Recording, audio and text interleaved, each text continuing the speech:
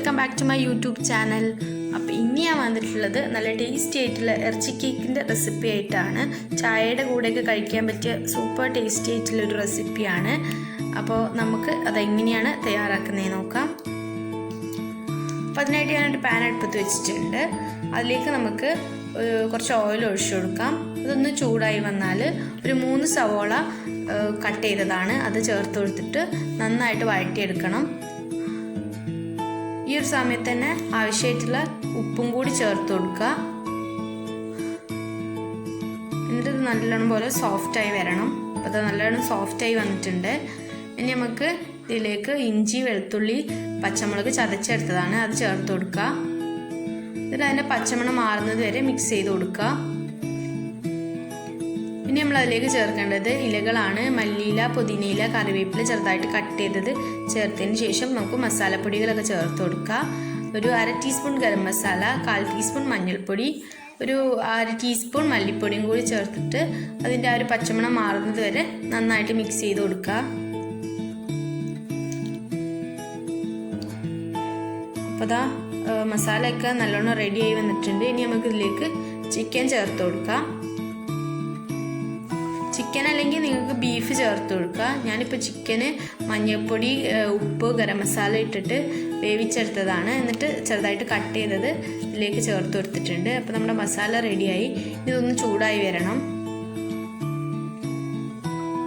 അപ്പോൾ ചൂടാറിയിട്ടുണ്ട്. ഇനി നമുക്ക് ഇതിലേക്ക് കോഴിമുട്ട ചേർത്ത് കൊടുക്കാം. ഞാനൊരു 8 കോഴിമുട്ടയാണ് എടുത്തിട്ടുള്ളത്.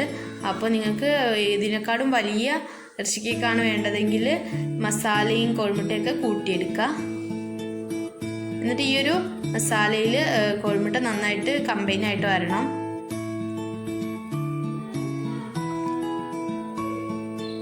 കമ്പൈൻ ആയിട്ടുണ്ട്. ഇനി നമുക്ക് ഇതിലേക്ക് ബ്രെഡ് ക്രംസ് ചേർത്ത് കൊടുക്കുക. ഞാനൊരു 3/4 കപ്പ് ബ്രെഡ് ക്രംസ് ആണ് എടുത്തിട്ടുള്ളത്. അത് മുഴുവനായിട്ട് ചേർത്തിട്ട് നന്നായിട്ട് മിക്സ് ചെയ്ത് കൊടുക്കുക.